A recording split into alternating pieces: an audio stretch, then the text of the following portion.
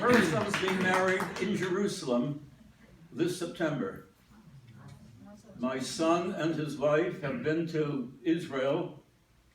They found a proper and suitable site. Israeli weddings, are usually well attended. 250 people have been invited. They employed a rabbi, a sabra, somebody born in Israel, ordained in Israel. 40 people are coming from North America. I'm not going. I'm just a bit too old to handle a 13-hour trip to Eretz Yisrael. My daughter-in-law, by the way, it should mention, is a former member of the Jewish Agency.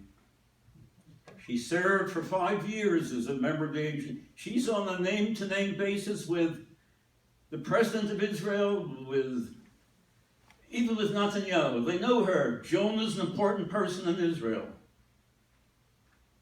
So they're being married in September. And then this is the interesting thing about the story. After they're married, a week or two later, they are going to return to Toronto. And they'll be married again in Toronto. There's no reason to clap. The question is, why are they going to be married again in Toronto? The rabbi in Jerusalem is going to pronounce the Sheva Brachot, the 7 blessings. It's going to be a traditional ceremony. Why are they going back to Toronto? Because the rabbi who is performing the service in Jerusalem is not recognized by the Israeli government. He's not on the list of the Orthodox rabbis, or Orthodox enough to marry this couple. So they're coming back to Toronto for a brief ceremony, a minyan, and that's it. Then if they go back to Israel, their nuptials will be recognized. Isn't that a mixture, guys? Yes. I said to Yaakov, the chassan, what do you make of this? He says, well, it's all political. Netanyahu is only governing by one vote in his party. If he does anything Shas doesn't like, he's no longer the prime minister. So he said to Rebecca, who incidentally made Aliyah to Israel, served a year and a half in the Israeli army, got a degree from the Hebrew University, a brilliant young lady. I said to Rebecca, what do you think about it? She said, well, I wish Israel was more democratic. I wish Israel was more democratic. College students these days, Jewish college students, I want to say something else before I go on to that. I picked up this information from the Canadian Jewish News. The number of Israelis who aren't allowed to marry,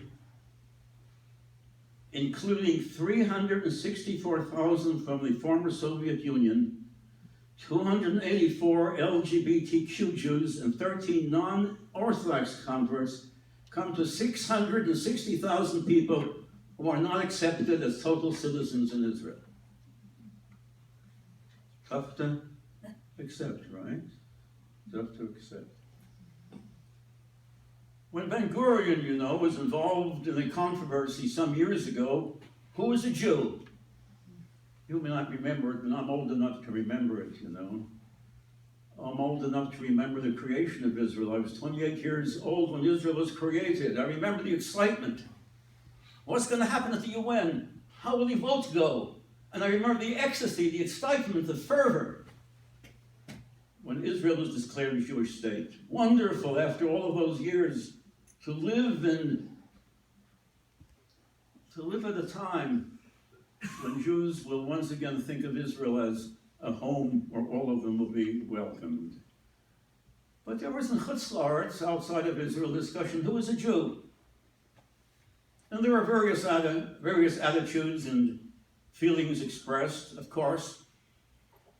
And Ben-Gurion said, I think a Jew, and an Israeli, is one who says, I want to live in Israel. I'm a Jew. I want to live as a person in Israel. I'll serve in the army. I'll live by the laws of the land. I want to be married in Israel, but you won't let me. I want to live here, but you say, I'm not totally acceptable. Ben-Gurion says, if you say you're a Jew, we'll take you. Unfortunately, that point of view is not widely accepted in his time, and is not widely accepted today. Well, why do I tell you all of this? I'm running into problems with younger people, college students, and sometimes with older people as well. College students have to deal with this problem of boycott and divestment and sanctions. Sometimes it's difficult on a college campus to handle this. But I think after talking to most of these kids, the older people, they can handle this kind of prejudice, this kind of anti-Semitism on the campus. But other things may be more difficult for them to handle. The other day in the Canadian Jewish News, the rabbi of the Shaarei Shemayim synagogue in Toronto wrote this. He said he wants to talk about the four sons of Yom HaAtzmaut, just as we talk about the four sons of the Haggadah. What would the four sons say? The Rosh of the Chacham and so what would they say about Yom HaAtzmaut? And he said this, part of his column, but now a new child has been born who has heard other stories about Israel. This child is sophisticated and smart. I guess this is the Chacham of the four children. This child is sophisticated and smart and finds simple arguments about moral perfection off-putting. She asks, why should I support a state in which Arabs are second-class citizens, where Ashkenazim hate Sfardim, where the ultra-Orthodox avoid serving the state, and where the Rabbinical Council controls issues of Jewish status? She goes to university. She joins the boycott, divestment, and sanctions movement. Her state is illegitimate, she says to the community from which she was born. This child looks at what is wrong with the state of Israel and asks, what is all of this to you? And the reality is that this child is growing up in our community. Now, Israel is important. Half the Jews of the world live in Israel. Israel's destiny is the destiny of Jews throughout all of the world. It may prove to be a place of haven and refuge for those in Europe and other places who are suffering all kinds of anti-Semitism, which didn't think would rear its head any longer. So Israel is significant. Israel is for us the place of our dreams, our hopes, our future. When I saw the birth of Israel, I was 28 years old, 68 years ago, there were 600,000 Jews in Israel. How many Jews are there in Israel today? 8 million. What a tremendous achievement. An unheard of achievement. That number of Jews in that small length of time, that's almost unbelievable. And Israel, of course, has created a state which is in many ways the envy of the world. But I come here tonight to tell you there are problems. Problems as how many people in the world regard Israel and its relationship with its neighbors, with its non-democratic status in many ways, with its Levantine caste of performance. These are things which we must deplore. I don't know how many speeches over the years I've given for Israel, to Christian audiences, to others. My father was a Zionist before me, owned a piece of Tel Aviv before Israel was declared a state. But I'm worried about younger people, worried about disaffection with people from Israel, from our community about Israel. So my hope is, my prayer is,